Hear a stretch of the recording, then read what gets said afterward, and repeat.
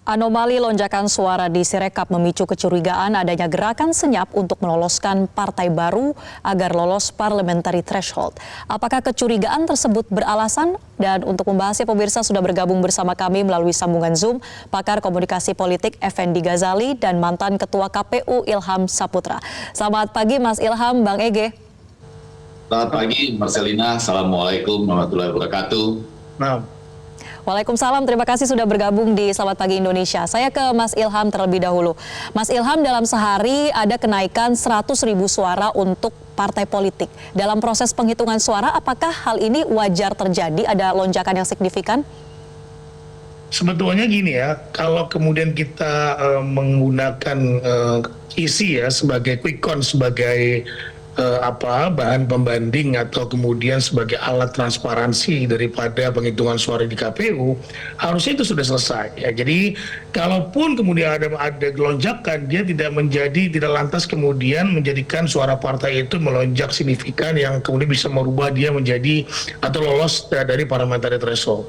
Nah, tentu ini harus betul-betul dikawal gitu ya, karena ada kisi.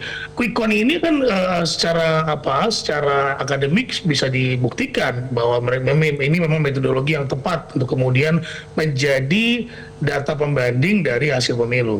Tetapi sekarang toh KPU masih melakukan proses rekapitulasi manual.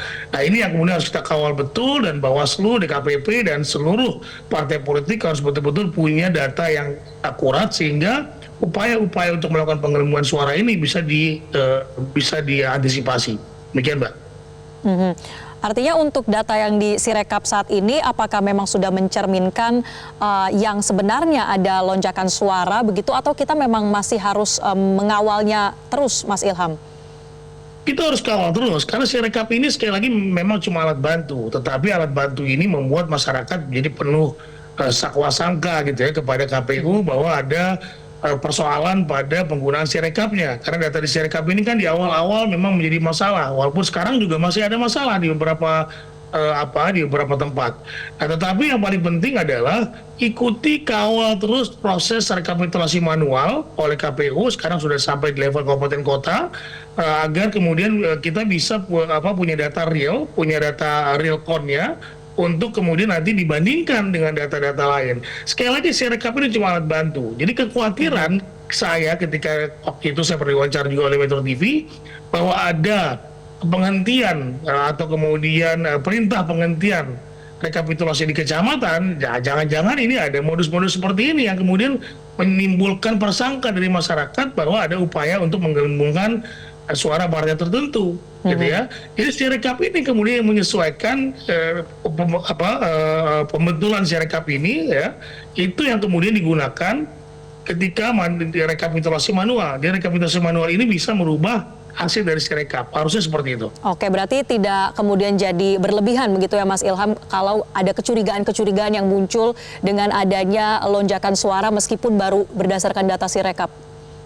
Ya, kecurigaan ini kan dikarenakan memang ada data-data yang muncul di Sirekap misalnya saja. Nah, ini kan berbahaya sekali gitu ya. Padahal yang digunakan adalah rekapitulasi manual. Ya, tapi rekapitulasi manual ini yang harusnya kemudian bisa memperbaiki hasil Sirekap. Seperti itu. Baik. Satu lagi ke Mas Ilham sebelum saya pindah ke Bang Ege. Sejauh ini kan data yang masuk sudah di atas 60%. Di tanggal 1 dan 2 Maret juga kemarin sekitar 60%. Kalau datanya ini sudah cukup banyak Mas Ilham yang masuk, apakah masih bisa ada fluktuasi yang cukup signifikan? Menurut saya kalau sudah 60% sudah tidak terlalu banyak ya perubahan-perubahan yang signifikan. Juga apalagi kalau kita mengacu kepada quick count ya sebagai alat pembanding. Selama ini belum pernah ada hasil KPU itu melebihi begitu jauh hasil quick count. Yang paling ada paling 2%, 3%, karena itu ada margin errornya gitu ya. Nah, selama ini tidak pernah ada. Saya juga termasuk pelaku quick count ketika saya sebelum di KPU gitu ya. Jadi saya melihat bahwa quick count ini sebagai alat pembanding yang sangat bisa dipertanggungjawabkan jika metodologinya benar.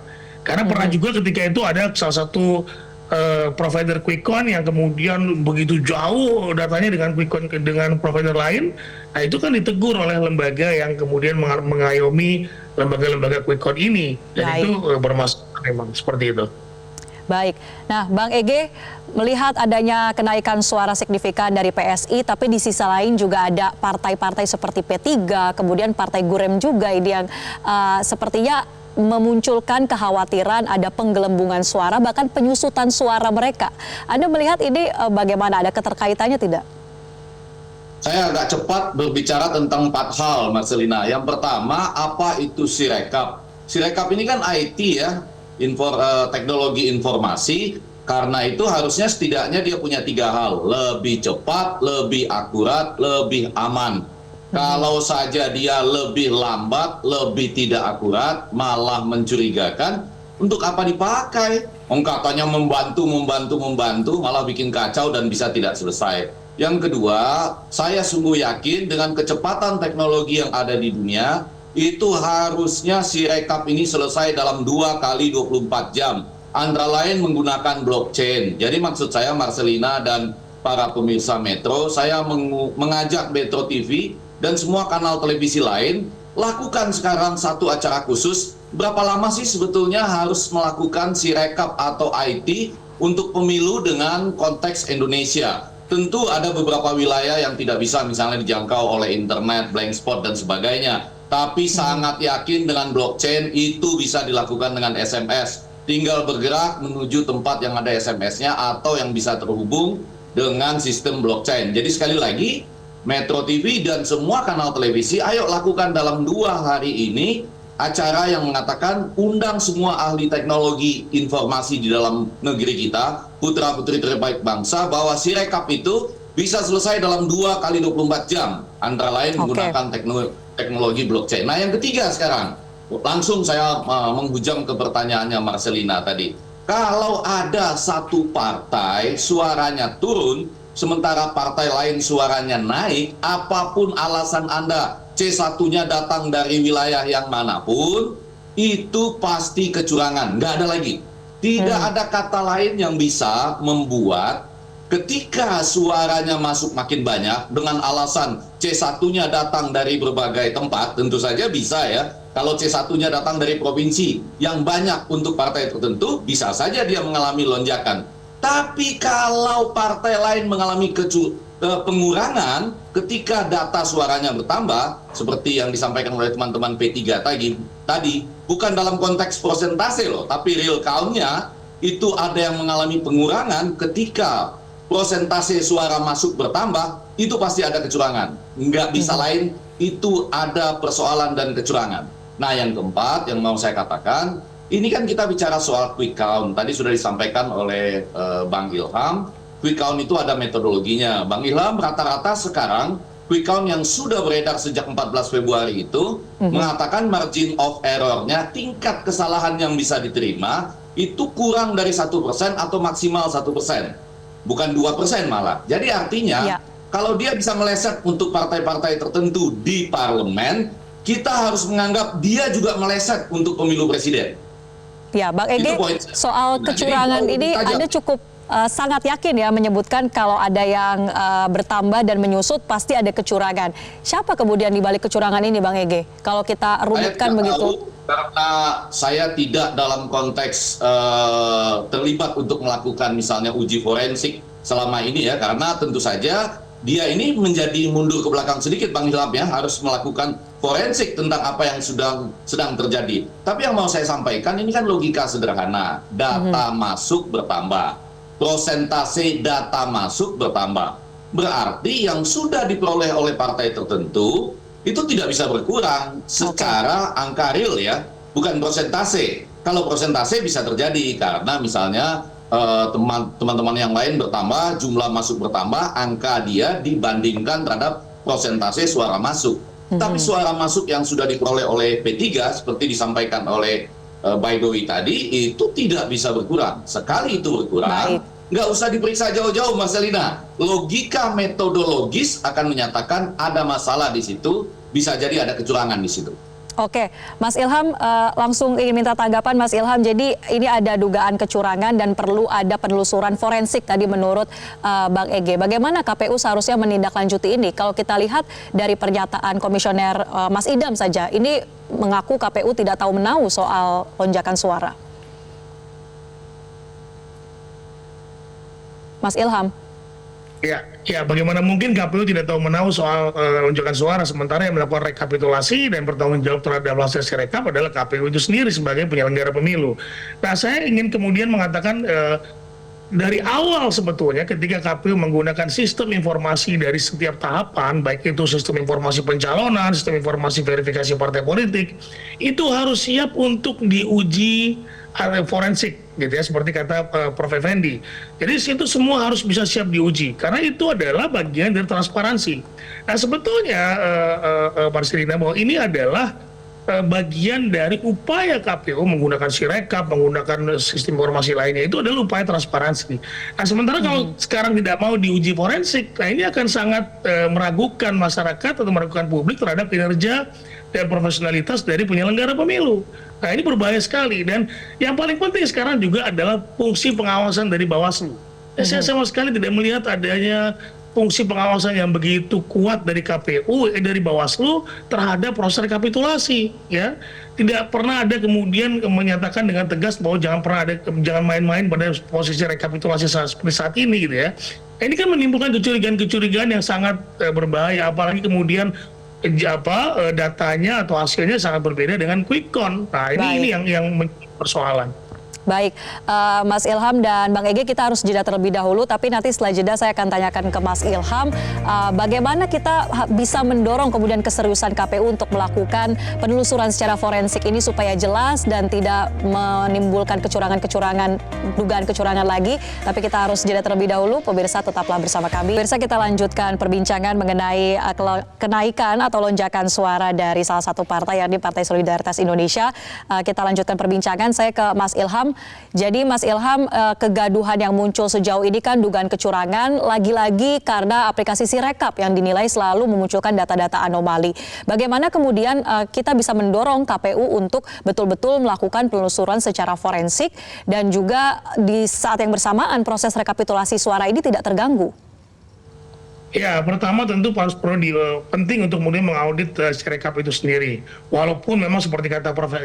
Effendi tadi mengatakan bahwa ini selalu dikatakan alat bantu, padahal kemudian alat bantu ini membuat sepertinya pemilu ini carut marut karena ada interpretasi terhadap Sirekap ini.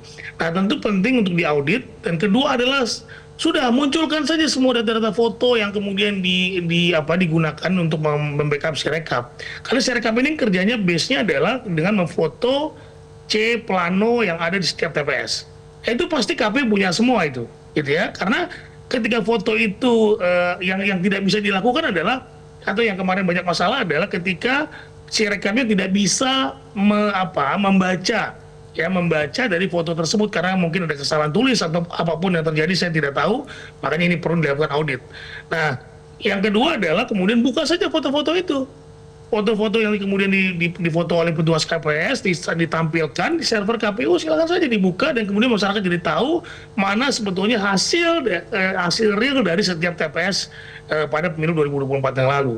Seperti halnya ketika kami menggunakan sistem informasi penghitungan suara atau situng di pemilu 2019 lalu, di mana setiap data C1 dari setiap TPS itu kita tampilkan di server KPU, sehingga muncul saja, transparan saja. Kalau ada yang ada kesalahan penulisan oleh petugas kami, itu bisa diperbaiki di manual rekapitulasi di tingkat kecamatan. Nah, sehingga kemudian nanti hasil dari D1 di kecamatannya itu bisa juga kemudian di-upload di server KPU yang sudah diperbaiki oleh rekapitulasi manual.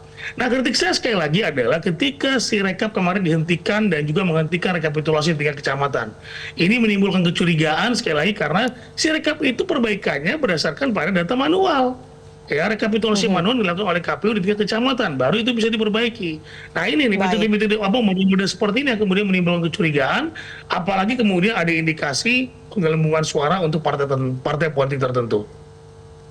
Baik. Mas Bang Ege, kalau kita lihat ini kan ada kecurigaan terjadi penggelembungan suara, termasuk juga ada suara partai yang menyusut. Anda melihatnya ini kecurangannya dalam bentuk penggelembungan suara atau kemudian ada jual beli suara saling memindahkan gitu, ada persekongkolan di baliknya?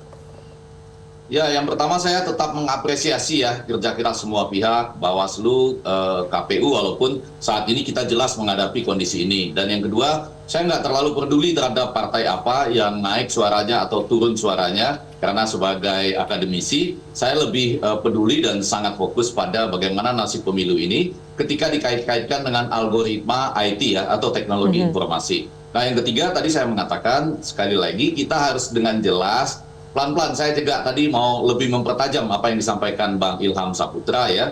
Kadang-kadang saya berpikir tidak tepat juga untuk menyatakan si rekap itu diperbaiki oleh hitungan manual kita. Si rekap itu IT harusnya dia adalah satu pembanding yang tidak perlu diperbaiki lagi. Jadi sekali lagi, algoritma dari IT KPU itu ada 4. Yang pertama, semua pihak tahu teknologi apa yang dipakai, servernya di mana, biayanya berapa, jangan ditutup-tutupi. Yang ini aja sudah ditutup-tutupi begitu ya, nggak tahu siapa yang buat, lalu disebutkan ada universitas tertentu, malah kita jadi nanti bergosip, bergibah dan sebagainya ya. Jadi itu hal-hal mendasar, dananya kan APBN, dan APBN kita cukup besar, 3 kali lipat dibandingkan pada waktu Bang Ilham di KPU dulu ya, untuk kalau mau kita sangat serius terhadap IT ini. Yang kedua, seluruh peserta pemilu harus tahu keunggulannya apa dari IT yang dipakai. Yang ketiga, harus tahu persis kelemahannya apa. Dengan sama-sama tahu keunggulan dan kelemahannya, maka algoritma dari IT ini bisa dijaga bersama untuk tidak bisa seenaknya ya.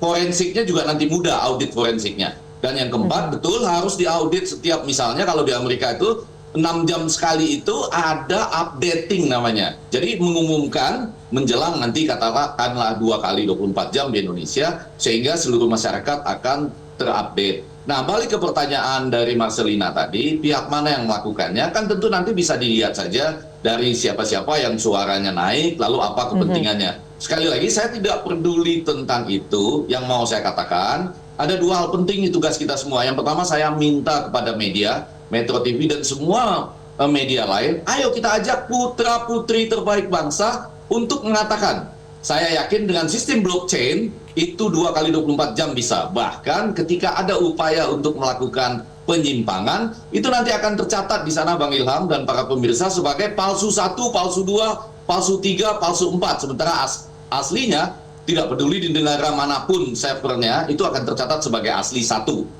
Yang lain akan tercatat sebagai palsu 1. Ya, nah yang keempat sedikit lagi saja, pasti ada penyimpangan kalau jumlah yang masuk untuk partai tertentu menyusut dan yang lain meninggi dalam konteks serial count, bukan persentase. Gitu Mbak Selina.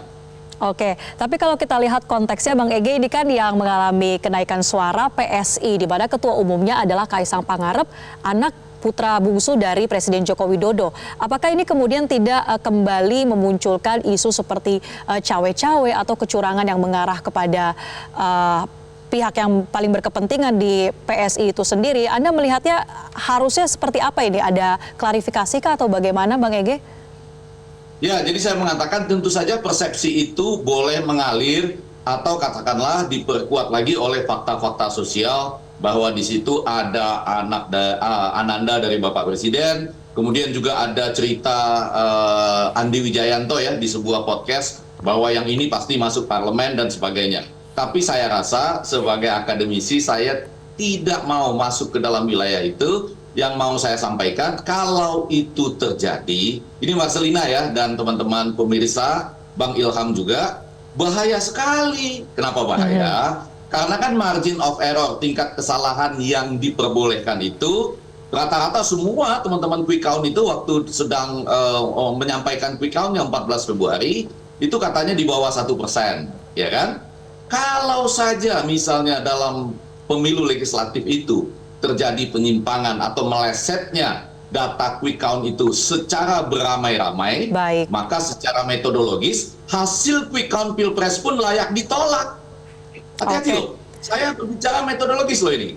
Bukan persoalan ananda presiden atau tidak, tapi dengan bermain-main atau menyimpang di quick count dan real count untuk pemilu legislatif akan membahayakan quick count pemilu presiden juga. Hati-hati soal ini.